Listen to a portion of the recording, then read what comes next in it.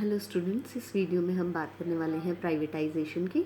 यदि आप इंडिया में प्राइवेटाइजेशन की बात करेंगे तो 1991 में जब न्यू इकोनॉमिक रिफॉर्म्स को इंट्रोड्यूस किया गया तो प्राइवेटाइजेशन को इंट्रोड्यूस किया गया था।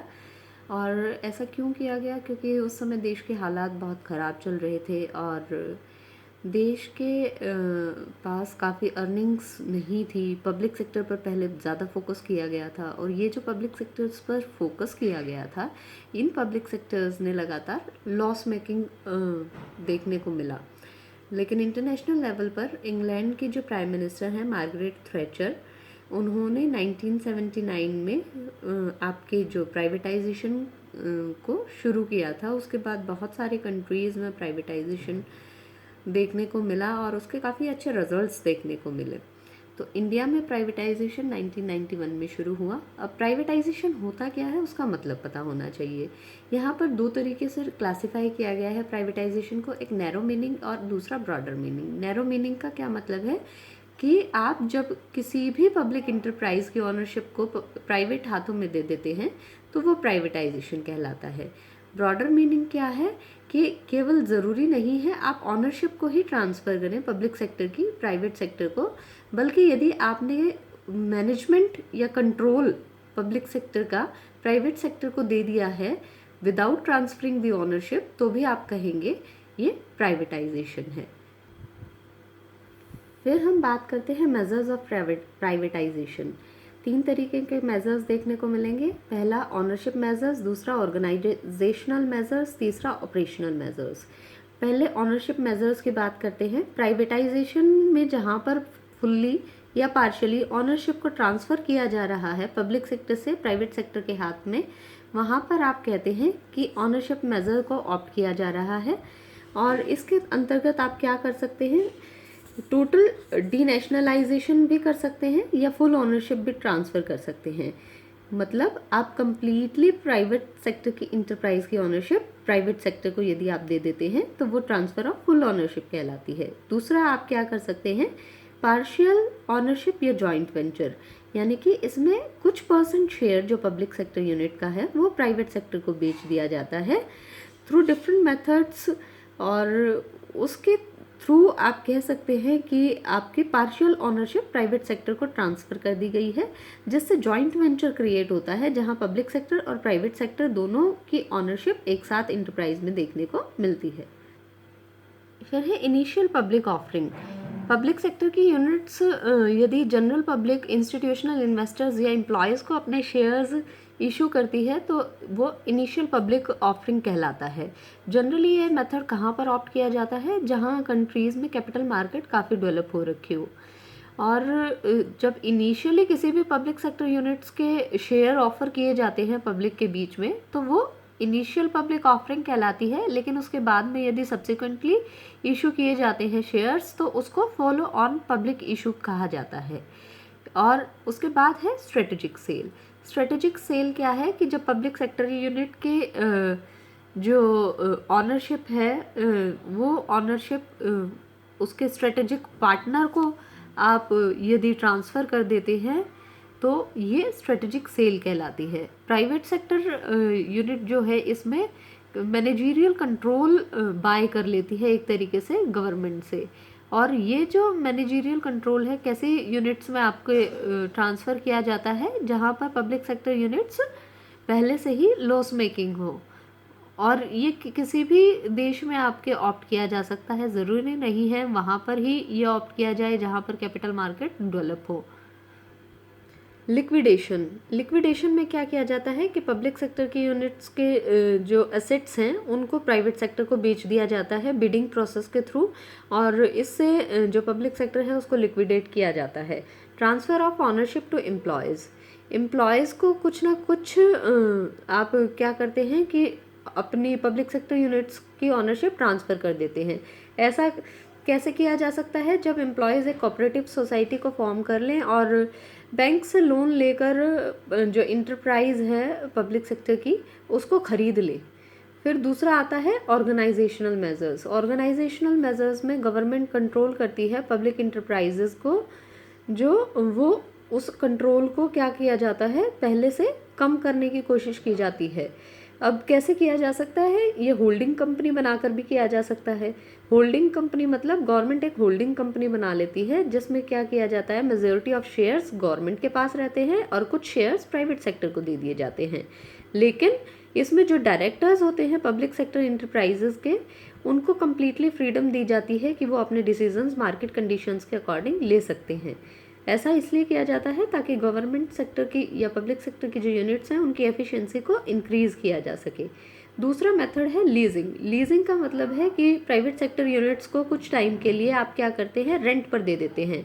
इस मेथड में जो ऑनरशिप राइट्स हैं वो तो गवर्नमेंट के पास रहते हैं, लेकिन जो मैनेजमेंट का कंट्रोल है वो प्राइवेट सेक्टर के पास आ जाता है। तीसरा है फाइनेंशियल रिस्ट्रक्चरिंग।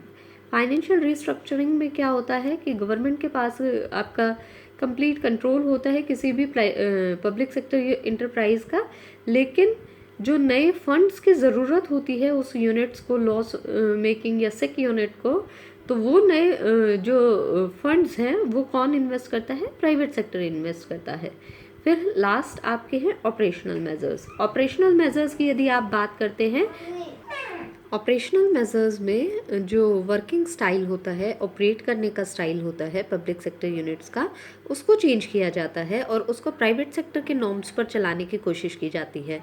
यहाँ ऑनरशिप जो है वो पब्लिक सेक्टर के पास ही रहती है, लेकिन जो वर्किंग स्टाइल है वो प्राइवेट सेक्टर का ऑप्ट किया जाता है। ऐसा किस लिए किया जाता है, ताकि जो वर्किंग एफिशिएंसी है आपके पब्लिक सेक्टर की वो इम्प्रूव हो सके। यहाँ पर वर्कर्स को ज़्यादा फ्रीडम दी जाती है कि वो मैनेजमेंट में डिसीजन मेकिंग में पार्टिसिपेट कर सकते हैं। जो मैनेजमेंट है उसको भी ज़्यादा ऑटोनॉमी दी जाती है ताकि वो अपने जो डिसीजंस हैं खुद ले सके। तो यहाँ पर ये जो मेथड्स ऑप्ट किए जा रहे हैं वो आपके पब्लिक सेक्टर की जो यूनिट है उसकी एफिशिएंसी को इंक्रीज़ करने के लिए ऑप्ट किए जाते हैं। फिर हम बात करते हैं कॉजेज़ ऑफ प्राइवेटाइजेशन की। कॉजेज़ ऑफ प्राइवेटाइजेशन में सबसे पहले है disintegration of socialist economies. USSR सबसे क्रूशियल इकनॉमी थी और बाकी अदर सोशलिस्ट इकनॉमीज़ भी थी जिन्होंने पब्लिक सेक्टर पर बहुत ज़्यादा फोकस दिया, और इन्हीं को कहीं ना कहीं फॉलो करते हुए जो लेस डेवलप्ड या अंडर डेवलप्ड इकनॉमीज़ थी वहाँ पर भी पब्लिक सेक्टर को ज़्यादा फोकस दिया गया। लेकिन हिस्ट्री में फिर देखने को मिला एक्सपीरियंस से कि यूएसएसआर की इकनॉमी जो थी वो इंटीग्रेट हुई और वहाँ पर जो था पब्लिक सेक्टर को ज़्यादा तवज्जो देने का मामला वो सक्सेसफुल नहीं हो पाया।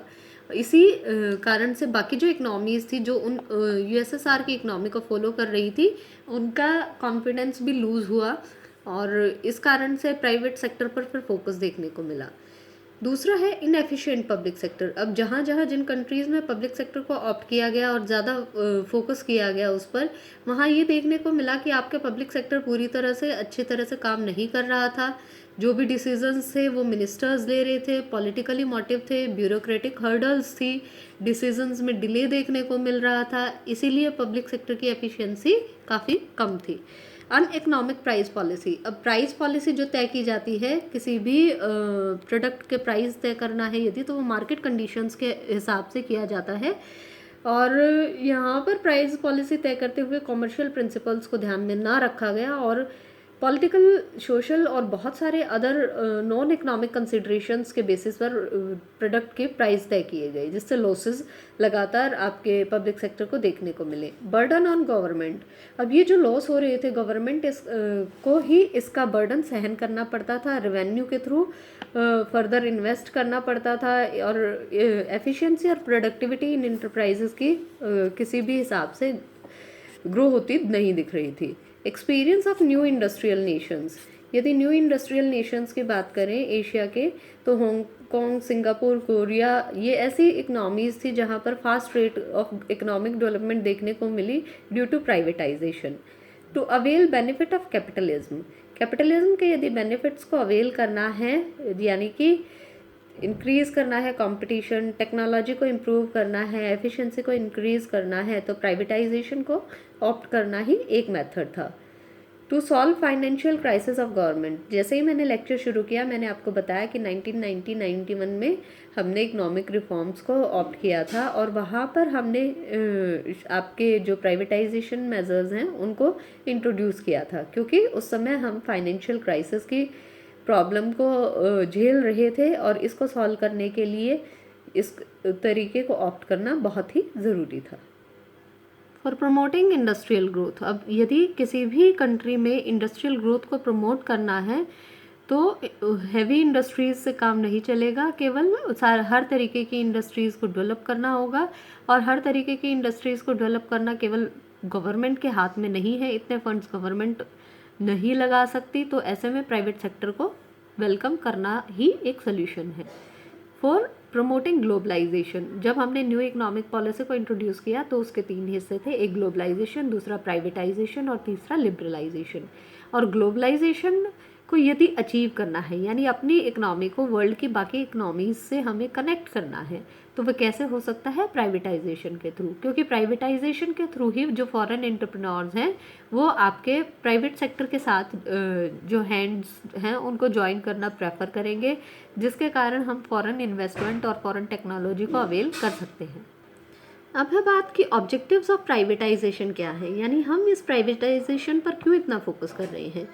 यदि हम किसी भी कंट्री में इकोनॉमिक डेवलपमेंट को अचीव करना है, पब्लिक सेक्टर यूनिट्स को और ज़्यादा कॉम्पिटिटिव बनाना है, रिसोर्सेज को पूरी तरह यूटिलाइज करना है, इंडस्ट्रीज़ को डेवलप करना है, प्रोडक्टिविटी को बढ़ाना है, फॉरेन इन्वेस्टमेंट को लाना है, टेक्नोलॉजिकल इम्प्रूवमेंट चाहिए और डाइवर्सिफाइड ऑनरशिप चाहिए, जहाँ प्राइवेट सेक्टर भी हो और पब्लिक सेक्टर भी हो।